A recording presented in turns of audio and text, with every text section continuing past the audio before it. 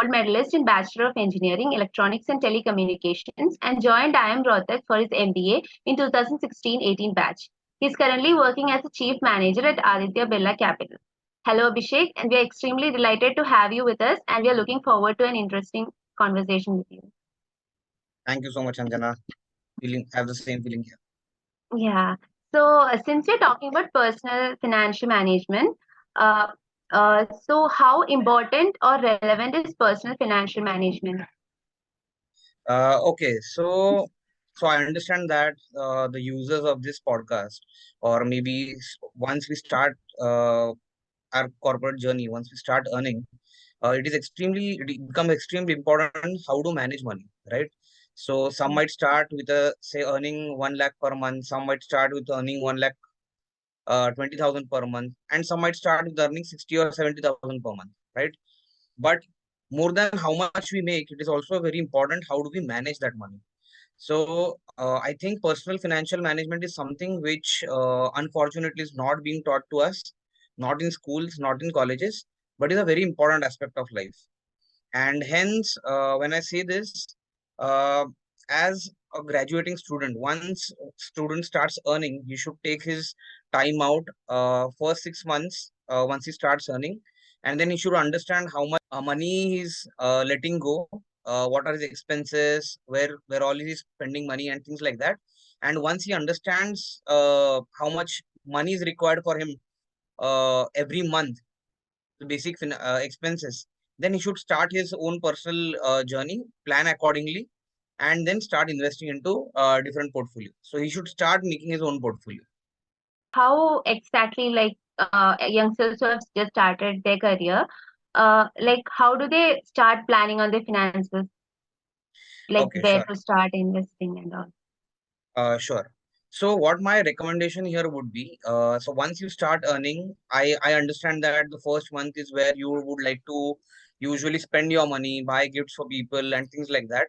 So for the first 6 months is something where I would suggest that first 6 months try to understand. The first couple of months would be more of training, induction, wherever, whichever company you join, you spend that money, then you look out for a place, and then you have to pay some fixed deposit and things like that, right? So these are expenses which are not normal in a daily life. But within the first, after the first, second month, spend the next 3 months and try to understand how much are you spending. What is the Mm. amount of money that is being required for you to uh, live? So let's take an example that, say, for example, a person graduates and he might need a home to stay. And basic living expenses would be, say, around 20,000 for an individual. Then he might eat also. And then he might do some parties, some fun, and things like that. And then let's assume that some might shop for clothes and things like that, which are then miscellaneous expenses. Now, you might not shop every month, but in a year, you might shop, say, 2 or 3 times. And then let's split those into, say, every month. Say, if I am shopping for, say, 20,000 in a year, or say 30,000 in a year, then let's divide it by 12 and let's fix it that amount. Now, once you start understanding your own expense pattern as an individual, then you will understand that, okay, 30 or 40,000 is my basic expense, which I will require. It will include my Saturday, Sunday, my outings as well, that I might watch a movie in once in a while. I might go out for dinner or I might go for a party. So one should analyze his own spending habits for at least 3 to 4 months. And that is a good enough time frame for one to understand that how much money is required for him or her to spend. Now that individual, once he starts, after 6 months, he understands that, okay, this is the amount.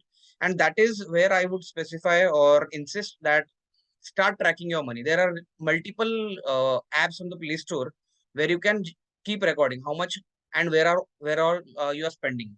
So what all categories you are spending. After 6 months, you have an idea that, okay, this is the amount that I require. Now then you will understand, say if I'm earning 1 lakh rupees per month and 50,000 is what I'm spending, 50,000 is the surplus that I have. Now, once an individual understands what surplus he has, what he can now do is, what is his goals? Now, once a person starts his own journey, then he has to basically chart down what are the goals that he has in life. So maybe some people want to buy their first phones or laptops with their own money. These are small goals. Someone would like to buy their first car. Then after a few years, there is marriage on the cards. So for guys who are saving up, maybe they'll have to plan their honeymoons, which will be another big cost which will be added to their own life. Or for girls, there might be some things. So basically, marriage is another big cost, which if you're spending from your own pocket, you have to plan for it. So first car, marriage. After that, you have a lot of people go for buying real estate as well. That's their first home as an investment. So you will have to then chart it out that what are my goals in life. And once you decide that, okay, say example, I am 25, I've started earning, and by 30, I have to buy my first car, or by 28 in the next 3 years, I have to buy my first car. So if I have to buy a car, say worth 15 lakhs, I have to pay 5 lakhs for investment. Then I get a goal that, okay, 5 lakhs is the down payment that I'll have to put in for buying a car, 10 lakhs, I'll finance it through some company. Now I'll have to save that 5 lakhs. Then if this is clear with me, then of the 50,000 that is there with me, I won't start saving it only for a car. But since I have multiple goals, say maybe 10 years down the line, I want to buy my first home and you'll need say 40, 50 lakhs for paying the down payment. So you have to list down your goals and then accordingly choose your investment cycles. So maybe if there is a short-term goal, you might go for fixed or debt instruments.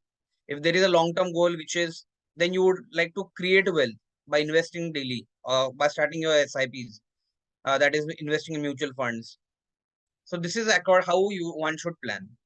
So now, in this world of blockchain technology, many youngsters are also going into investing in cryptocurrency, which is like a highly fluctuating element. So, what is your take on that? Investing in crypto? So I think you should put your money where you understand which instrument are you putting your money into. Now I understand that there is a lot of crypto that was around. Now since last 1 year, crypto has been really down, so no one is talking much about it. But exactly a year back, everyone wanted to be in that bus because it was making the news. So if you understand crypto, definitely you can park your money there, and then there might be a place where you don't want to miss out. That okay, if this rides really well, then allocate a small portion of your portfolio, say 5%, where you don't lose your slip. So if I'm investing 1 lakh in a month, then let me invest at least 5 to 10,000 in a risk investment such as crypto, which might make me substantial gains in future. But I won't lose the money. I won't lose my sleep if I lose the money at all. So my take is, number one, invest only if you understand. Second, if you are an investor who doesn't want to miss out on trends or doesn't want to leave out the big gains and are willing to take risk, then at least allocate that portion of money which you think you won't require. Or even if it is lost, you won't lose your sleep. Uh, okay, so when should one consider taking a life insurance policy? At what stage, it's like career or life? Okay, so basically, the funda of a life insurance policy. Uh, Now, as insurance companies, I work in a financial services space into the life insurance arm. So there are many products which are around savings and investment. But when one should buy a policy is the term policy, which is really very important. Now, when should one consider buying it is the fundamental of a term policy is that if there is an unfortunate device of yourself, then this policy will take care of the financial angle of the family. So basically, if say, today I have a family and I live a basic lifestyle, there would be dreams which my family has. Now, if there is a sudden death, then there is a financial gap, right? Emotional damage can't be recovered. But if I take a term policy, then that financial livelihood of that family is sustained. The lifestyle is sustained. So this is basic funda of the life insurance policy. When should one take it? If you have dependents on you, say if you're starting your career and you know that there are going to be dependents on you, then one should definitely take a life insurance policy. The reason why one should take it as soon as possible or early in their life is, so life insurance policies usually get your medicals done. So if you have diseases, the premium goes up. With age, the premium goes up. So if you are young, 2025, premiums for a big sum assured, that is 1 crore, 2 crore, 5 crores policy, is very little. And that doesn't change over the period of years. So if you can buy an insurance policy when you're 25, that would really help you in the long term. So for example, a 25-year-old, 1 crore policy would cost him around 10,000 a year. But for a 40-year-old, it might cost about 70, 80,000 a year.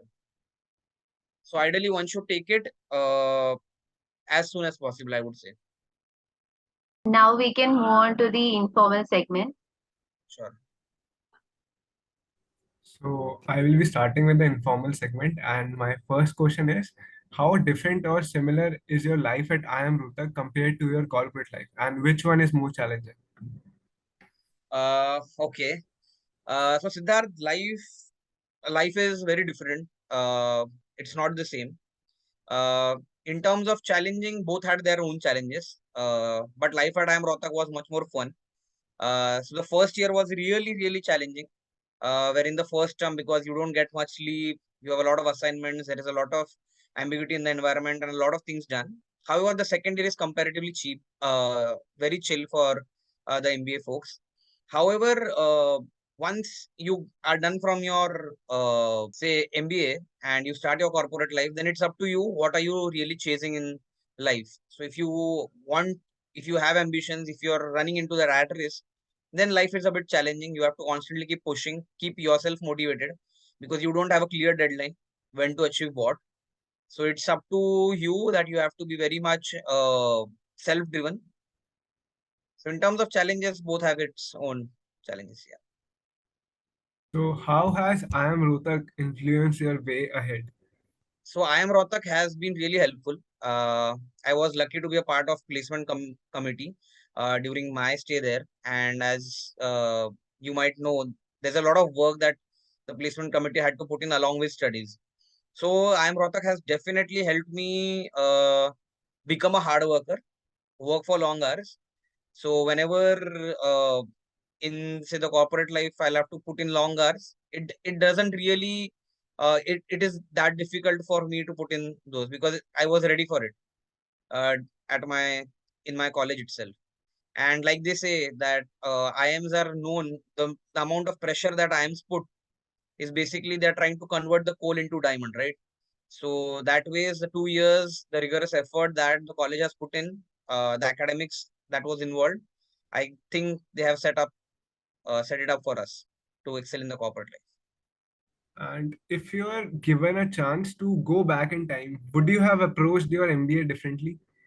Yes, I would have. So I started my doing my MBA only after a year of stint with Accenture. That is 1 year of work experience.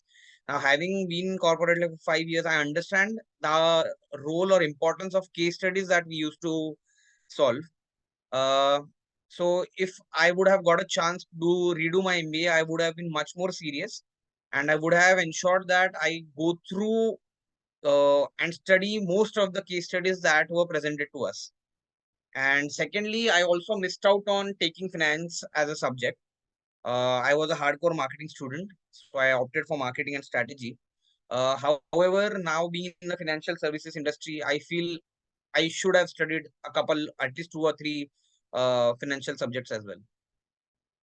So my last informal question is, which life was more fun, the bachelor's life or the MBA life?